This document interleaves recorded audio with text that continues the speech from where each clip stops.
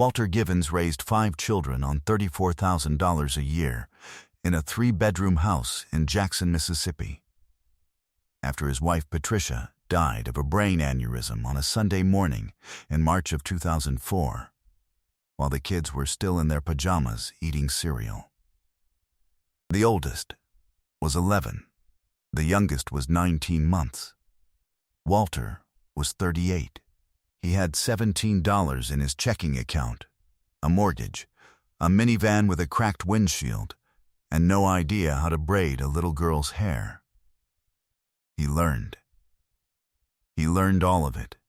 The braids, the permission slips, the parent-teacher conferences, the talk you have with a son when he starts asking questions you were not ready for. The way to tell a 17-year-old her prom dress is beautiful when your chest is full of the person who should have been there to see it. He worked as a maintenance supervisor at a school district for 22 years without missing a single morning drop-off.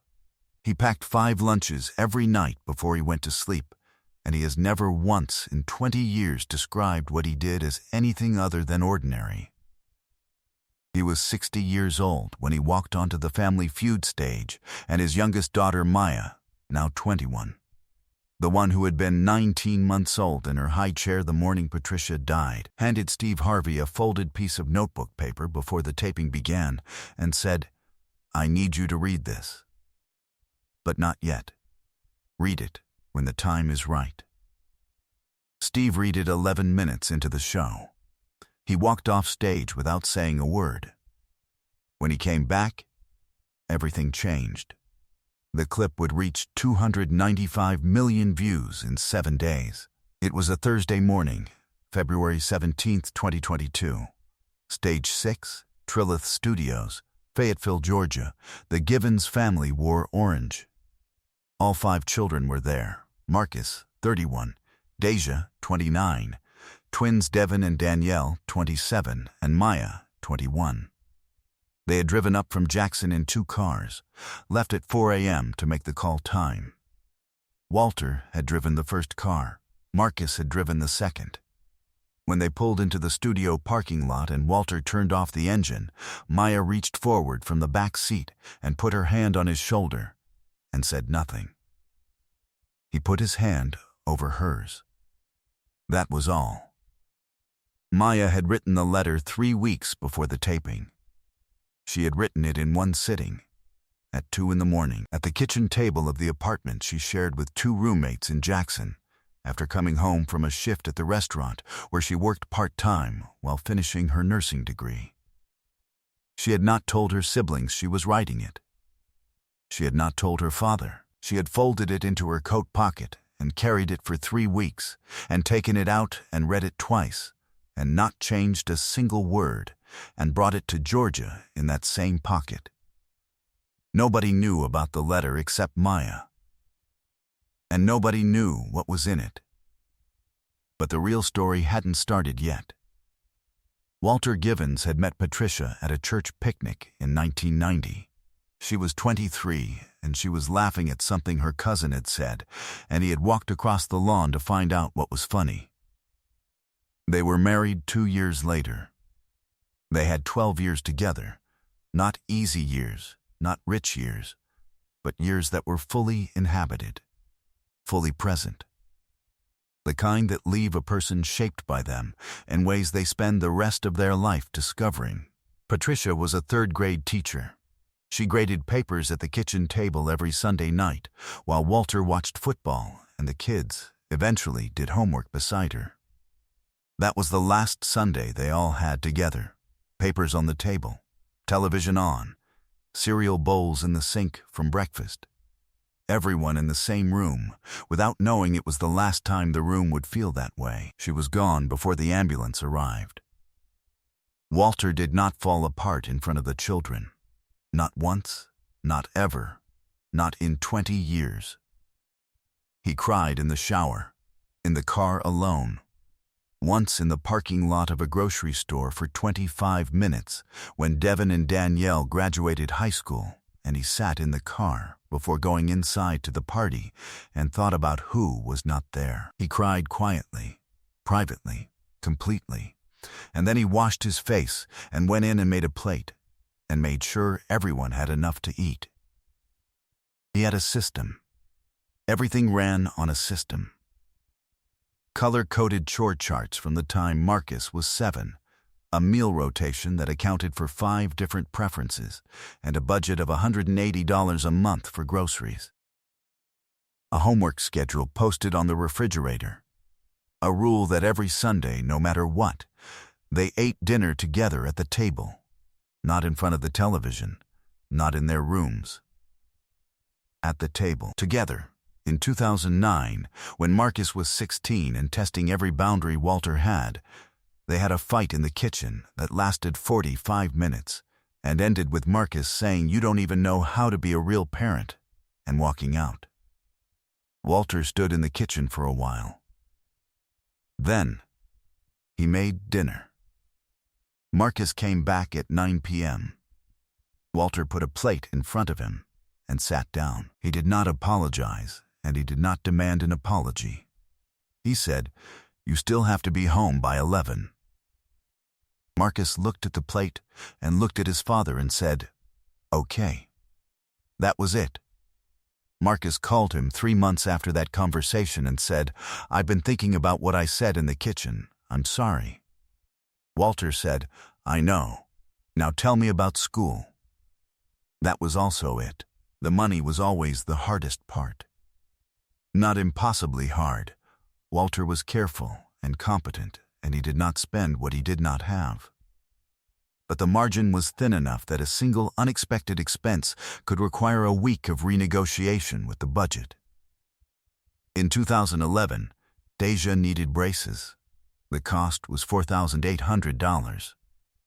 Insurance covered $1,200. Walter put the remaining $3,600 on a payment plan that took 2.5 years to complete.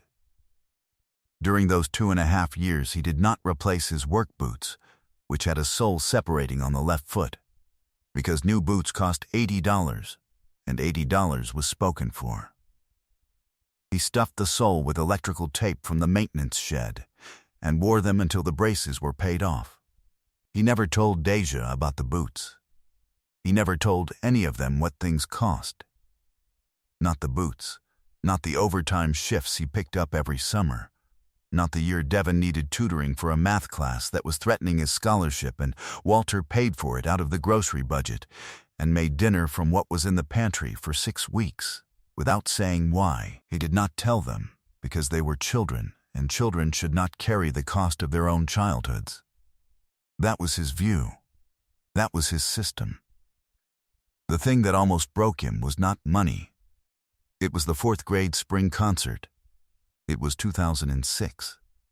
Deja was in 4th grade. Walter had been managing the logistics of 5 children for 2 years by then, and the logistics were survivable. But the spring concert was the first school event he attended alone, fully alone. No grandmother to fill the other seat. No aunt who happened to be in town. He sat in the folding chair in the school gymnasium, and Deja came out on the risers in her white shirt and looked for him in the audience and found him and waved.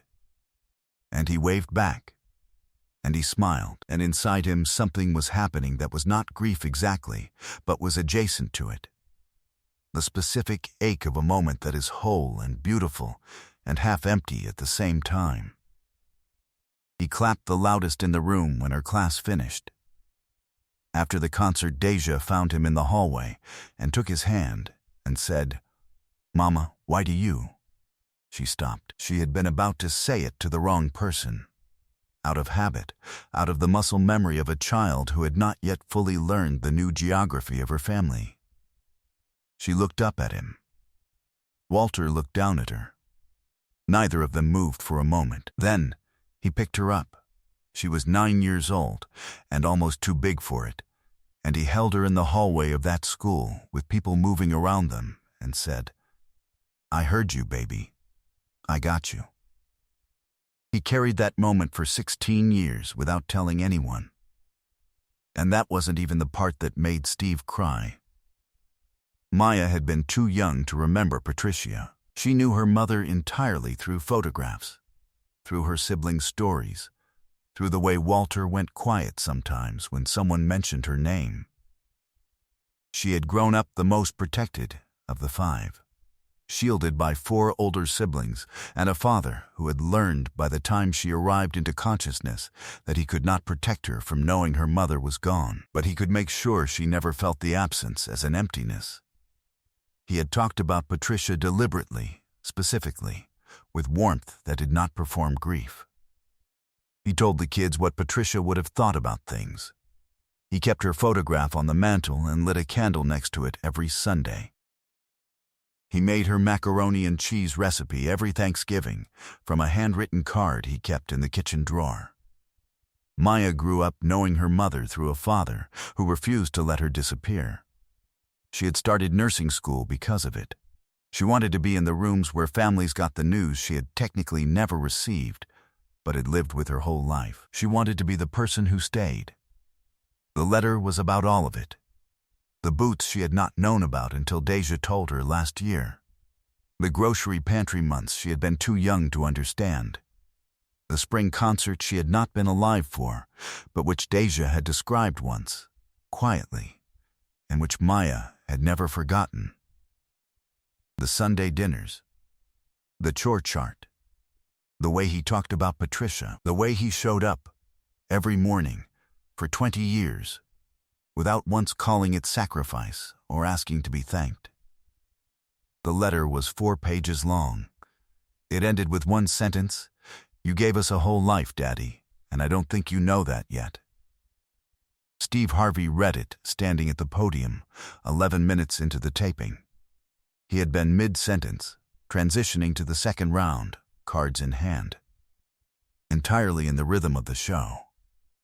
Maya handed it to him from the podium with both hands and said, "Read it when the time feels right." He had looked at her for a moment, then folded it into his jacket pocket. The time felt right at minute 11. He reached in and unfolded it. The studio fell completely silent as he read.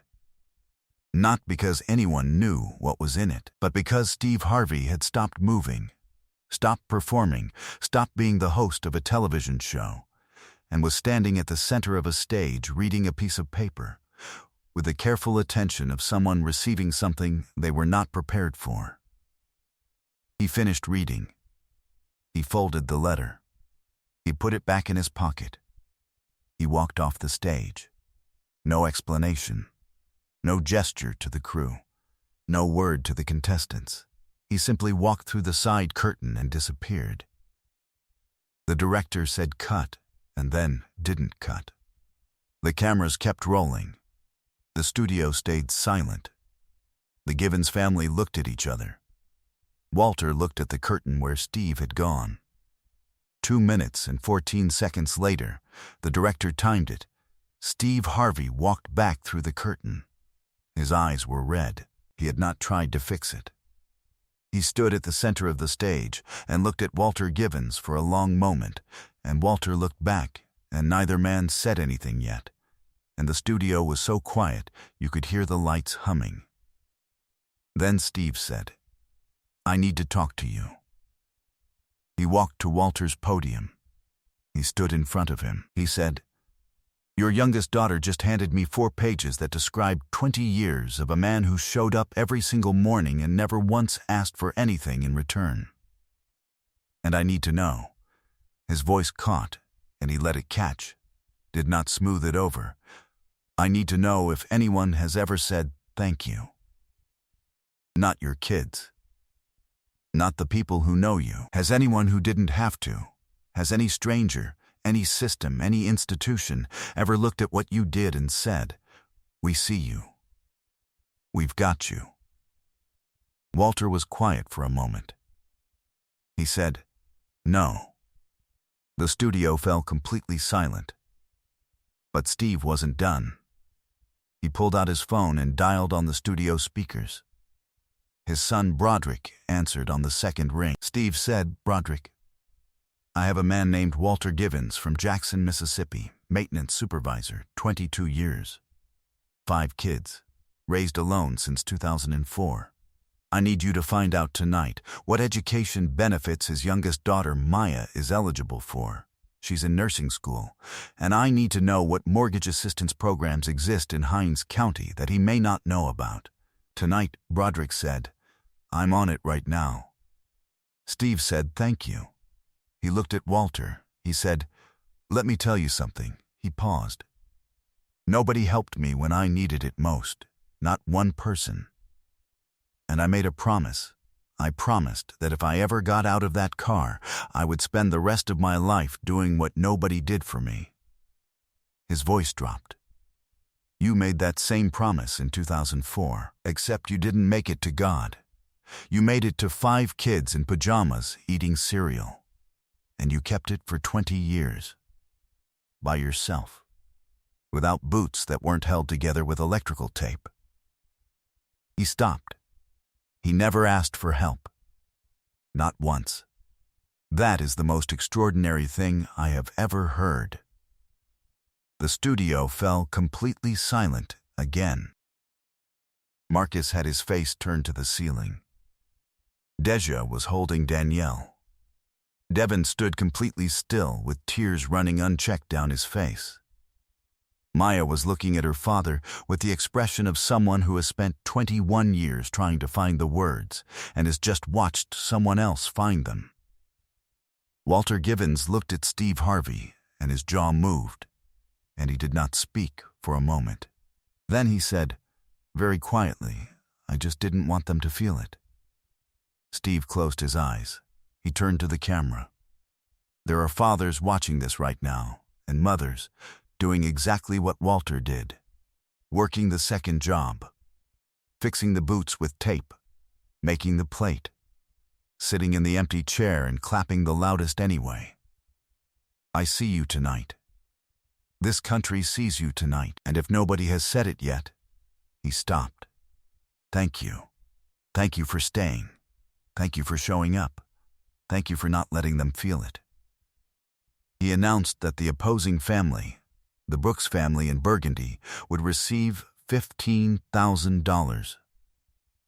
He thanked them by name for their patience and grace. He announced that Walter Givens would receive the full $20,000 prize, plus a $40,000 personal match from Steve.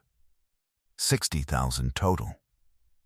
The largest personal match he had ever made on a Family Feud stage, and he announced that a full nursing scholarship covering Maya's final year and board certification fees had been arranged through a foundation contact before the show had even taped.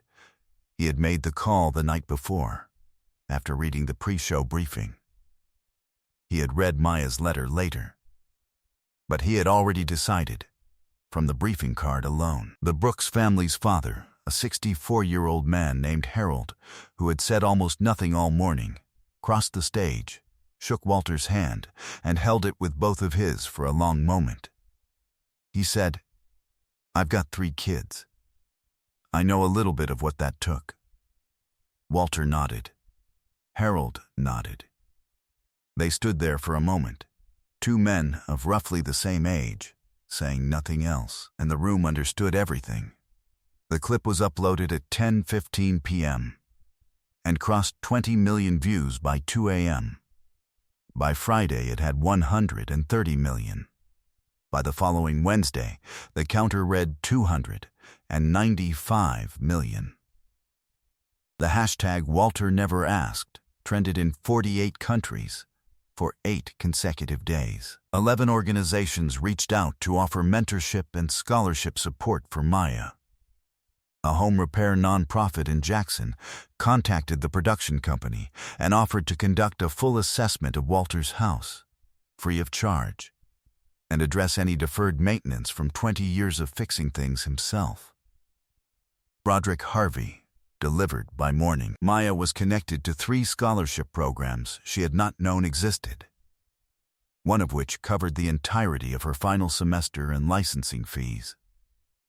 Walter was connected to a mortgage refinancing program that reduced his monthly payment by $340.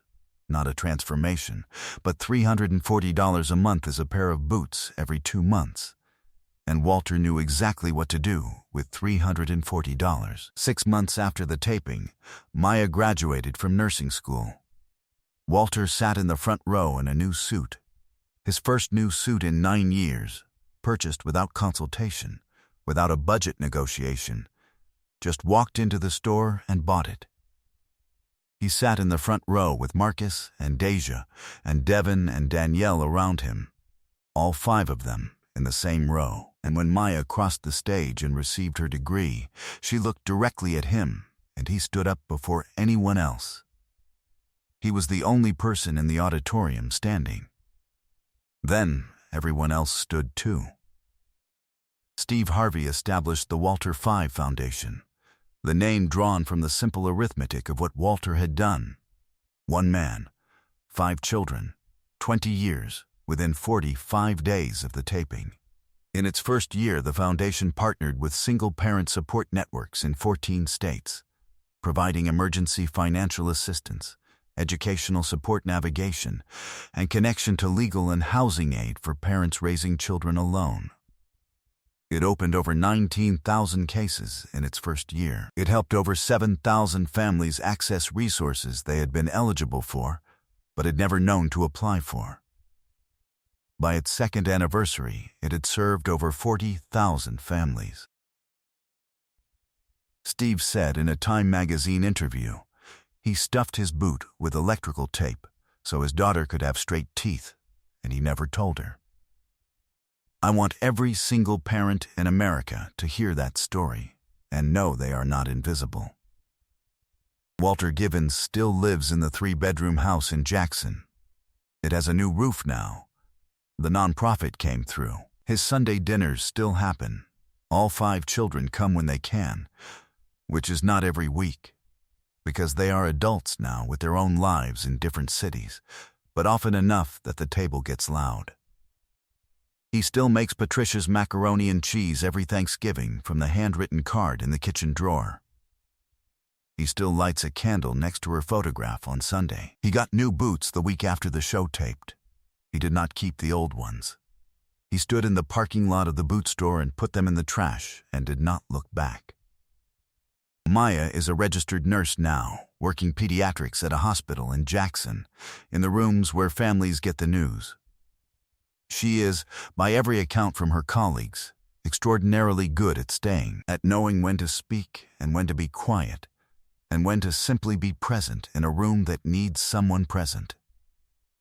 She learned it from watching her father. There are people who give everything they have, every day, to people who do not yet understand what they are receiving, who pack the lunches and fix the boots and sit in the empty chair and clap the loudest and show up every morning for 20 years without once naming it as sacrifice, because to name it would be to make the children carry it.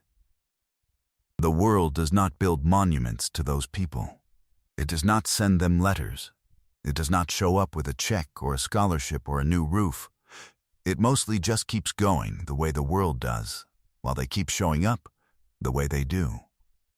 But sometimes, someone hands a folded piece of paper to a man with a microphone, and the man reads it, and walks off stage, and comes back, and says, "I see you.